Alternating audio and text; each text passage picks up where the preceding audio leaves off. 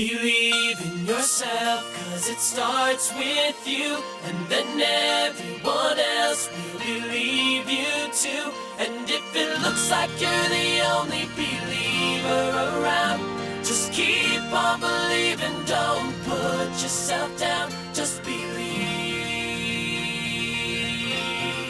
Our guest tonight was born in Detroit, grew up in Marshalltown, Iowa, and then Grayling, Michigan. We've listened to him for 48 years announce Michigan State football games, and for 50 years do the Pistons basketball games with his famous trademark sayings such as, "Count that baby and a foul." A 2010 inductee into the Michigan Sports Hall of Fame, and a 2025 recipient of the Kurt Gowdy Media Award by the Nate Smith's Memorial Basketball Hall of Fame. His name, George Blaha. And I'm Jack Krasula, and this is Anything is Possible on 760 WJR.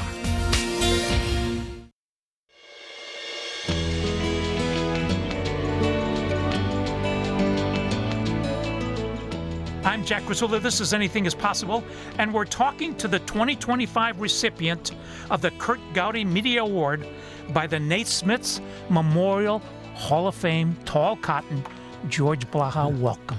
Thank you very much, Jack. Always great to be on with you. To me, there's something in you that loves mankind and loves Detroit, and I'm always anxious to be on with you. So this is a pleasure. Thank you. Let's start with your childhood, your mom and your dad, please. Well, my mom came from Donora, Pennsylvania, to Detroit after she'd gone to college. She came. She went to Seton Hill College, by the way, in Greensburg, PA, and came to Detroit to study to be a dietitian at Harper Hospital. My dad came from Central Iowa after graduating from medical school at the University of Iowa to Harper Hospital to take his residency in surgery, and that's where they met. And I was born in 1944 here in Detroit, and after my dad finished his residency, he took the family back to Marshalltown, Iowa, where we lived till I was about 13. Then we moved to northern Michigan. What's the biggest thing you learned from Mom, and what's the biggest thing you learned from Dad? Well, my mom, God bless her, was such a good Christian and wonderful Catholic that she felt like you should always follow the golden rule. Do unto others as you would have them do unto you. And I think that's a Jack Krasula rule as well. And my dad always told me, let's get down to the basics here. All men are created equal. And so we live by that philosophy at our home in Iowa. All right. Speaking of get down to basics, you earned a bachelor's degree in economics from Notre Dame. Who would have thought 60 years later you're using economics because of the salary cap and now the NIL? Man, there's a lot of financial things involved in sports these days, and you're right. Salary cap in the NBA and the NIL in college football. All right, let's go back to 1966, the game of the century. Notre Dame takes the train to East Lansing. Notre Dame against Michigan State. You went. I was at the game with my future father-in-law, Emil Kraus from Grayling, and a buddy of mine who had played football at Notre Dame, Dick Shimrack from Ambridge, PA, the home, incidentally, of a future friend of mine. We lost him just recently, Mike Lucci, great fellow who was a excellent middle linebacker for the Lions and did a lot for charity here in the Detroit area when he was here. But anyway, we were at the game. I can still hear the thuds. That was the hardest hitting college football game I've ever seen. The only thing that came close to it was a NFL playoff game when my friend Pat Bolin, who owned the Denver Broncos, put me in about row 20, and I could hear those hits, but they weren't any harder than the ones in the Michigan State Notre Dame game. That was November 19th, 1966, the famous 10-10 tie. And Era Parseghian was the coach of Notre Dame, Duffy Daugherty, and Era shut it down to go for the tie. Well, he had tried to come back and win, but he was sacked. He had the quarterback sacked before that. And he thought to himself, as he said anyway, wait a minute. We don't want to get in trouble here and lose this game in the last seconds. we got another game to play at USC next week, and we're still trying to finish this game with a diabetic Coley O'Brien, who was getting orange juice all afternoon to keep his sugar levels high enough so he could play. And by the way, Coley just passed away recently, and a lot of Notre Dame faithful were saddened to hear that. But Terry Hanratty was hurt early in the game. Coley O'Brien substituted for the star Irish quarterback and had a heck of a game. And the next week, he was even better than that as the Irish beat USC 51-0. But I think, by the way, both those schools, I know the guys on the field felt funny about it at the time, the Notre Dame guys and the Michigan State guys. But that game will live forever because it ended in a tie. And the great players on both of those teams will be remembered longer because it ended in a tie. I think it was good for both schools. Speaking about remembering longer, Father Theodore Hesburgh, the incomparable, the greatest university president in American history, tell us about being a student while he was the president. Well, when I was at Notre Dame, when I first got there, the football program was a far cry from the great Notre Dame teams of the past that had won national championships for Newt Rockne and Frank Leahy. And Ara Parsegian was hired by Father Hesburgh, from Northwestern. Presbyterian from Northwestern, a non-Catholic guy, which was quite different in those days. Father Hesburgh made a great hire when he brought Ara in, and he changed everything. He did, in his first year as head coach at Notre Dame, what no coach I've ever seen has done before or since. He took a team that was 2-7 the year before, moved a few players around.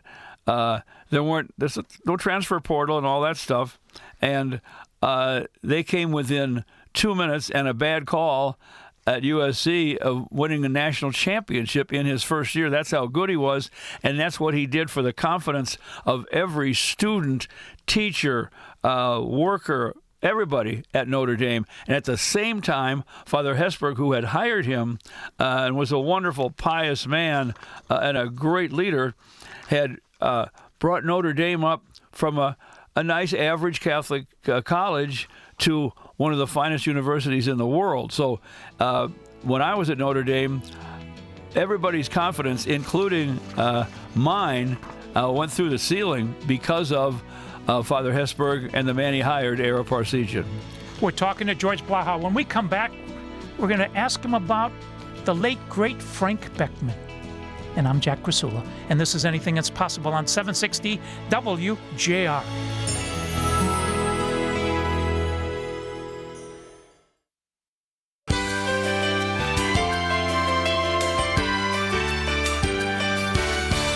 Welcome back to Anything Is Possible. I'm Jack Krasula.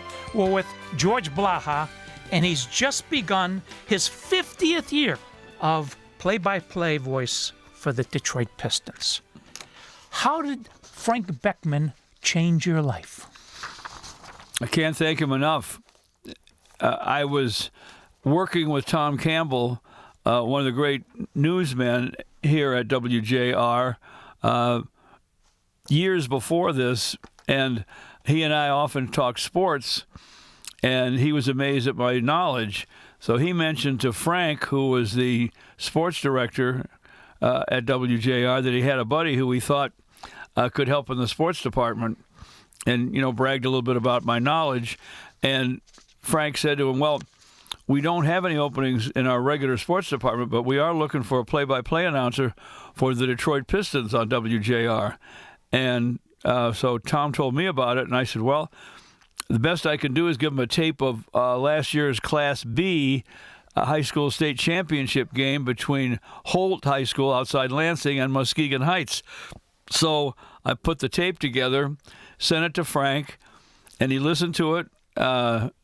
Sometimes people listen to a tape of a high school game, but if they're hiring somebody for a professional team, they barely put it on, and then they take it off. But he apparently listened to it, got in touch with me and said, George, we're going to strongly consider you for this job. It's one of the best things we've heard, and you got a shot at it. But this was like in May, maybe, and the decision wasn't going to be made until at least September. So, and I called him a couple of times just to make sure he knew I was still interested and would be there at the drop of a hat. And he said, well, you're still the leader, but I felt like the leader in the clubhouse of a golf tournament with some other players still out there trying to shoot birdies. But as it turned out, I was lucky enough to get the job. Speaking of other players still out there, the other finalist was a guy named Bob Costas. My goodness. Okay, let's go back. October 23rd, 1976. We're in Cobo Hall. It's your first game, Wes Unseld against Bob Lanier. The Detroit Pistons tangled with the Washington Bullets, as they were called then. And I sat there courtside, and I saw a huge man, Wes Unseld, come out for the opening tip. And Bob Lanier came out for the Pistons.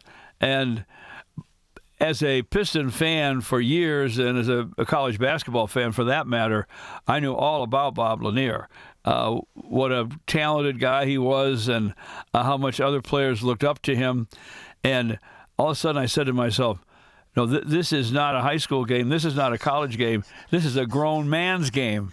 I better buckle up my seatbelt. And it was amazing to watch those guys play. I thought I did a reasonable job, but when the game was over, I'm thinking about how well I did, and I was supposed to drive back to Lansing, but I took a wrong turn. Almost ended up in Grosse Pointe before I realized I better get my mind off that game and onto my driving. We're talking to the iconic Michigan sportscaster, George Blaha. Another one, iconic, was Ernie Harwell.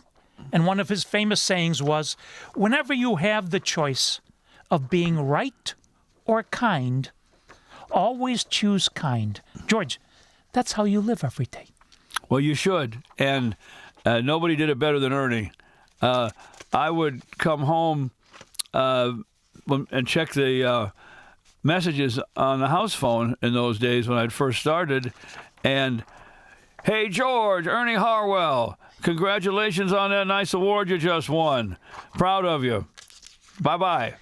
And those messages meant all in the world to me, because Ernie Harwell left him, and I knew he did it because he was a kind man and was rooting for me. All right. Speaking of famous sayings, Dick Enberg, oh my, from the Thumb in Michigan. Right, and I always felt like Dick Enberg was the most versatile sports announcer I had ever heard. I told him that more than once, and he was so unassuming. He said, well, I'm probably a jack of all trades and a master of none. I said, no. You're a master of all of them. All right, one more. Whoa, Nelly, Keith Jackson. Keith Jackson, in his day, was college football. Absolutely. And when you hear his voice, you think about USC and Notre Dame and Alabama and Auburn and all those great rivalries. He did a magnificent job, and of course he did the Rose Bowl for many years. I was proud that, and I never met him, but that I listened to him long enough to learn a few things about trying to keep up with football, because that's a fast game as well. All right, we've just started the Pistons 2025 season. This is your 50th year of announcing Pistons, almost 3,500 games. The other night, it was the Pistons versus the Bulls. Talk about the roster this year. Well, this is a good team. They were good enough not only to make the playoffs last year, but to finish fourth, I believe, in the Eastern Conference.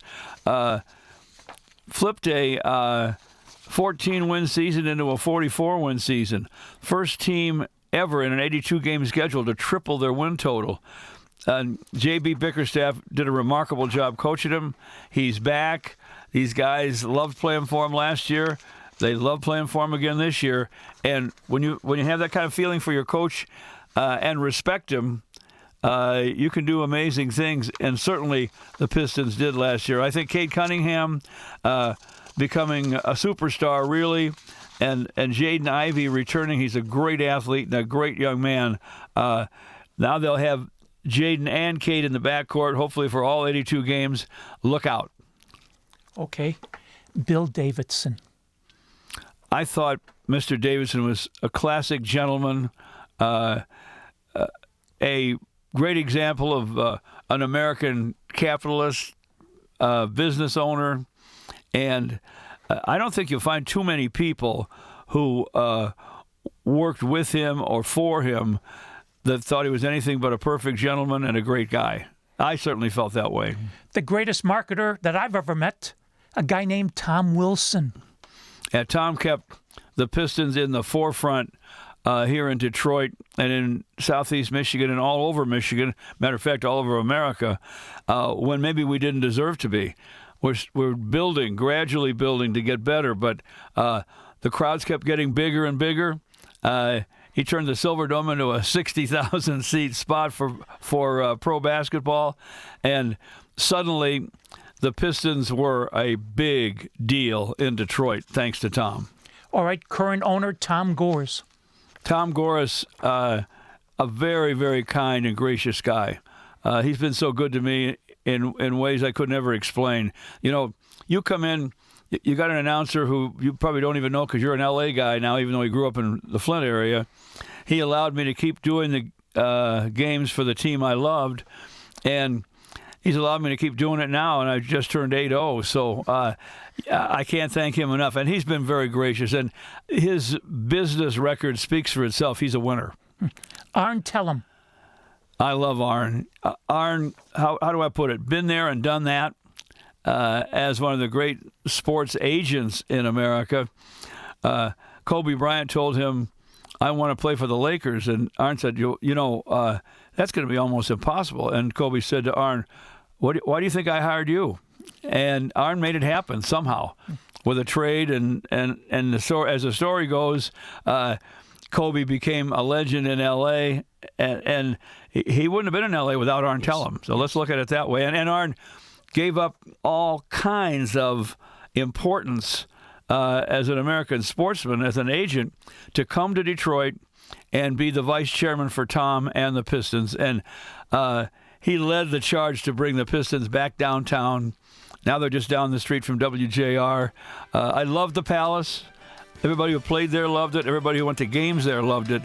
But it was probably time for the Pistons to be in downtown Detroit. We're talking to George Blaha. When we come back, we're going to ask him about a man named Daddy Rich. And I'm Jack Krasula, and this is Anything is Possible on 760 WJR.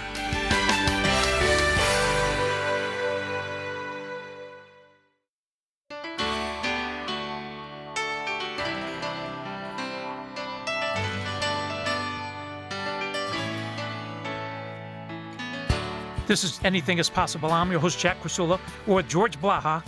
In 2010, he was inducted into the Michigan Sports Hall of Fame. In 2014, he was inducted into the Michigan Association of Broadcasters Hall of Fame.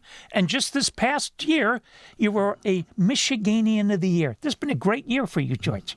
Well, the awards keep piling up the older you get. But I hope they're not just Lifetime Achievement Awards. I hope they liked my work a little bit. Since, you're Basketball Hall of Fame, Michiganian of the Year, when you go home, does Mary say, honey, you don't have to do the windows or the dishes anymore? It doesn't work like that, and it shouldn't. But it's still amazing that I've received all these honors. Okay, speaking of amazing, Daddy Rich, Chuck Daly.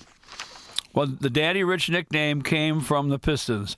I believe it was John Sally who came up with it. Always quick-witted, an amazing guy, John Sally. But they said, we call our coach Daddy Rich because he dresses like a millionaire. And you don't come up with nicknames like that in a positive way unless you're crazy about the coach. The Pistons love playing for Chuck Daly. And he was a heck of a coach.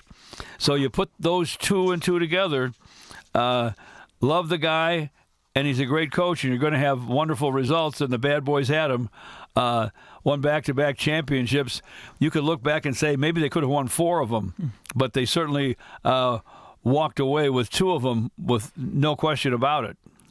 All right, let's go back to 1975. You're at MSU, and there's an 18-year-old freshman. Today, you refer to him as Special K. I got to know Gregory when I first started in broadcasting because he had played for Gus Ganakis, who was the coach before Judd Heathcote at Michigan State.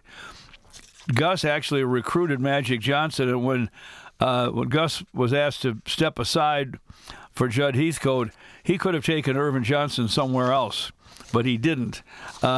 He was that good a human being and knew what was best for Magic. And one reason it was great for Magic is because Greg Kelser was already there, and Special K, an amazing talent. If you didn't ever see him jump before tendonitis got the best of his knees, you'd have been amazed. You talk about Dr. J, David Thompson, all those guys.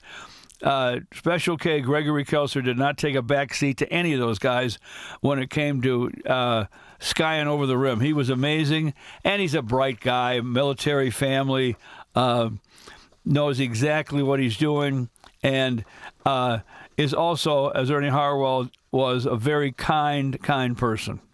All right, years ago you wrote me your philosophy of life. A couple pieces of it. He said, personally, do the right thing. It's not difficult to figure out what's right. Do that. Professionally, ready? Prepare, and then prepare some more. George, 50 years into this, 48 years with MSU football, how do you prepare before a game? Well, let's talk about the Pistons and the Pistons season. I usually don't count up how much time I spend. I just spend it, and then when I'm finished, I go on to the next one.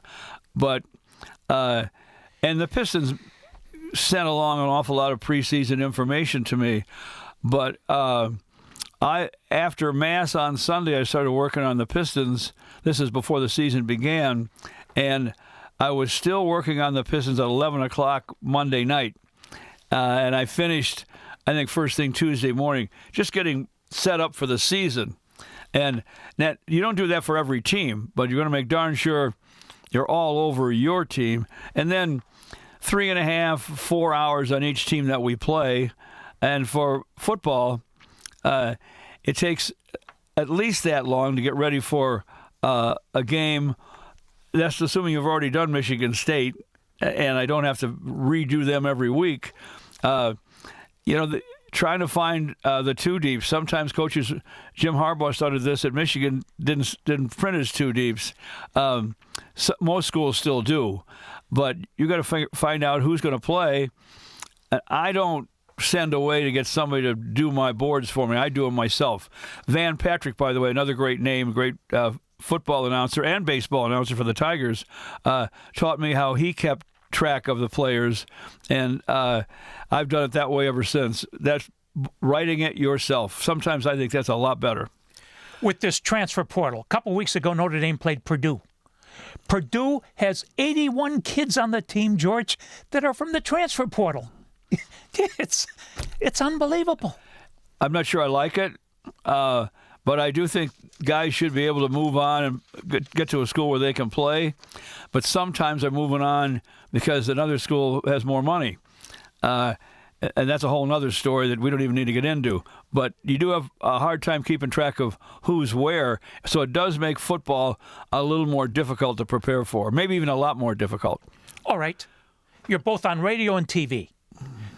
Let's take a drive by Isaiah. How do you call it on the radio, and then how do you call it on the TV? All right, we're on the radio. Here come the Pistons. Isaiah right hands up the right side, stops on the wing, gives it up to Joe D. Now Bill Laimbeer takes a bounce pass, sets the screen for Isaiah. Here he goes down the lane, fakes to his left, takes it to his right, lays it up, lays it in. Television. Pistons need a hoop here. Isaiah has it now in forecourt. Nice screen from Bill Laimbeer. Isaiah with the drive. Look at that finish. I say that's probably how you do it on TV. Your famous sayings, so many of them, where do they come from? I can't tell you. And I suppose I've said a lot of things I should have written down and kept, but some things you say it and you say, now that wasn't bad. That was probably a pretty good way to let people know that a guy just scored and drew a foul. Because Dave Bing once told me when he was laying on the floor after he made a basket and was fouled and knew he was going to the free throw line, I said, "How did that feel?" He said, "Sweet feeling, George." So I thought, that's a big deal. When you get to the basket and score through a foul, and you're going to get a free throw to boot, that's a big deal. So suddenly it was count that baby in a foul. And some of the other sayings, I heard the great Harry Carey, who I thought in his prime was an all-time great baseball announcer, use the phrase 2 strikes and nothing as opposed to 0 and 2. And it really caught my attention. So I thought maybe I should do 3 and 12 to play here in the second instead of 3 minutes and 12 seconds. You can say it quicker, and it grabs your attention a little bit better. So, and a glasser instead of a jump shot off the backboard. Some things like that help me do the game, especially in my early days on the radio, at a faster pace to keep up with the game. It's a fast game, folks. From high school to college, it gets faster, and from college to the pros, it gets a lot faster. And bigger. We're talking to George Blaha, and I'm Jack Krasula, and this is Anything is Possible on 760 WJR.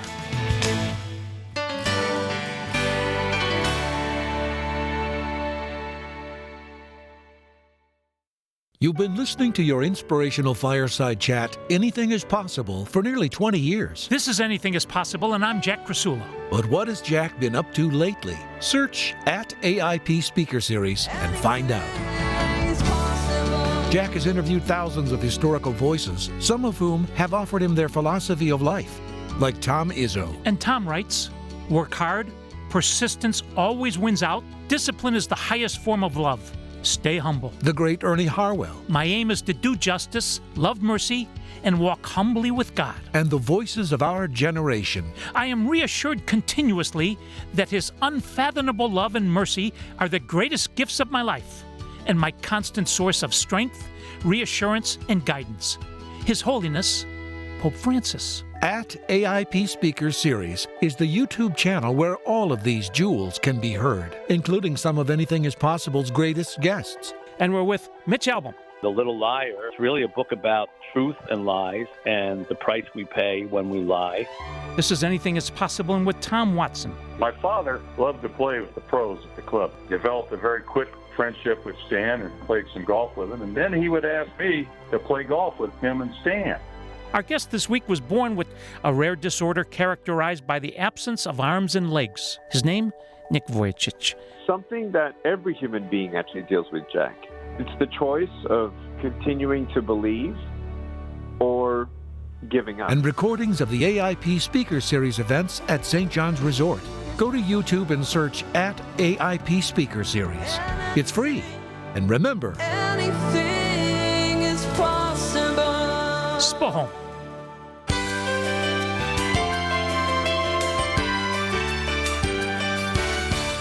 I'm Jack Krasula. This is Anything is Possible. We're talking to George Blaha, who started in 1976 at WJR announcing Pistons games because of Frank Beckman. And you were selected over this guy named Bob Costas. Who knows whatever happened to that guy? Well, he's had a great career, hasn't he? And unbelievable. the reason Bob needed a job was the ABA folded and only a few teams were taken into the NBA. And the Spirit of St. Louis is one of the teams that did not get accepted into the NBA. He had been a pro basketball announcer in St. Louis, and a great baseball town, by the way. Yes. And even though he's, I believe, a New Yorker, he spent a lot of time in St. Louis and became a very accomplished baseball guy as well. All right, we'd be remiss if we don't talk about the current number one icon, sportscaster from Ann Arbor, Mike Tirico. I wanted to bring up Mike. He's today's Dick Enberg, and I told him that a few years ago.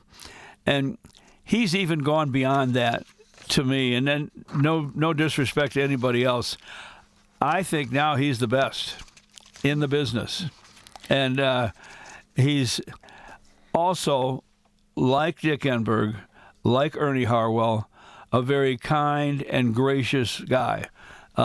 He has time for everybody. A smile for everybody, and just does his job. What a pro! I'm very proud to know him. And I asked him once, how do you do tennis and all these other sports when, for the most part, a lot of us mainstream guys are football, basketball, baseball people. He said, well, I was working on the desk at ESPN, and I had to talk about all these different sports and not just say straight sets, but actually maybe even give a comment over some highlights. And I told him, I'm very confident in football and baseball, or football and basketball. I think I could get through a baseball game because I've loved the game since I was a kid. But all the rest of them would be tough for me, except maybe golf. And you don't have to say a lot in golf. It seems like those guys are there having a wonderful time and, for the most part, keeping their mouth shut. All right, you've been around thousands of phenomenal athletes. What's the one or two biggest things that these athletes have taught you, George Blaha? There's no substitute for hard work. No substitute for being prepared. And no substitute for going back into the gym, in my case, back to my desk, whatever, to get ready for a game. These guys, the guys that have the most success work the hardest. And that's probably the case, whether it's broadcasting like Jack Krasula or being an attorney, whatever it is, you got to work at it. Detroit fans, MSU fans, please. Notre Dame fans as well. I tell you, you also got a master's degree from Michigan, I think, too, George. Yeah, those fans are a little different. But I believe that, and this is exactly where I wanted to be. I mean, I grew up a fan of Detroit teams, and but if you're the home team announcer for a professional team in a, as I used to call them, working man's town, I should say now, working man and women's town, you're important to them. And you got to be ready to do your job because they've worked all day to do their job. And in my opinion, it's an honor to entertain them at the end of the day after the work that they just put in, wherever it is that they're earning a living. And that's exactly what I wanted to do, and I've been lucky enough and blessed enough by the man upstairs to be able to do it. You've watched, he's now starting his 23rd year in the NBA.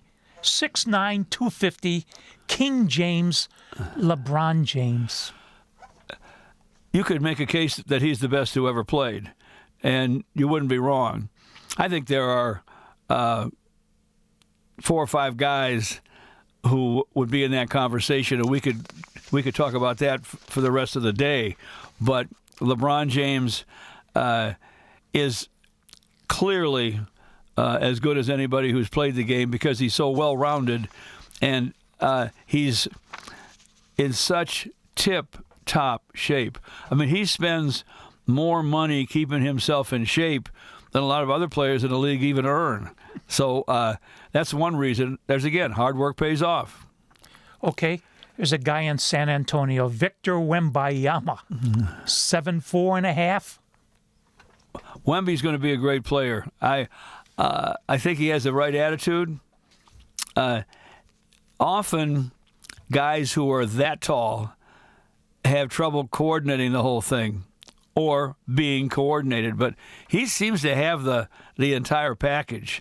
And, he can make threes, block shots with anybody in the league.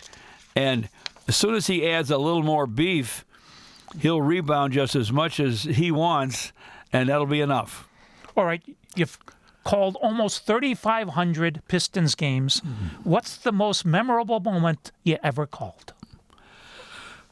I still go back to when Isaiah had the ball with 5 seconds left in Game 4 in 1989, when Joe Dumars was actually the MVP of the finals that year. Isaiah would be the finals MVP the following year.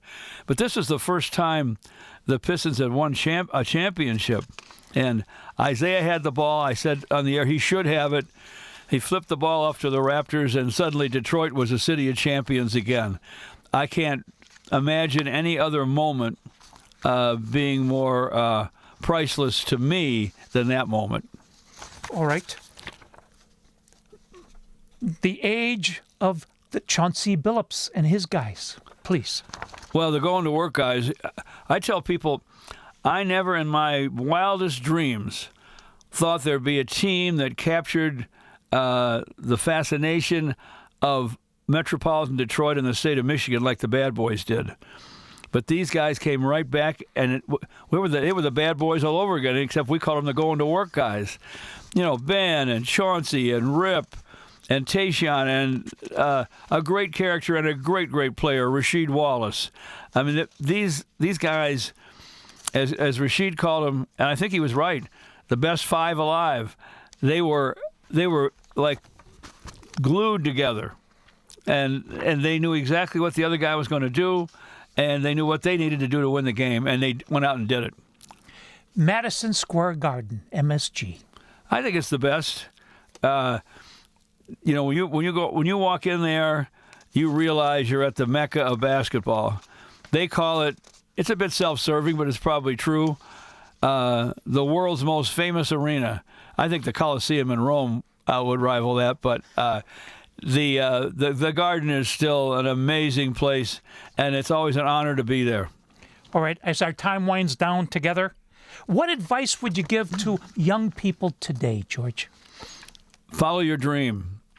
And if you have more than one dream, follow your dreams. But I think a number of people, for whatever reason, and sometimes they had no choice because maybe they had a family to support, gave up when it came to broadcasting.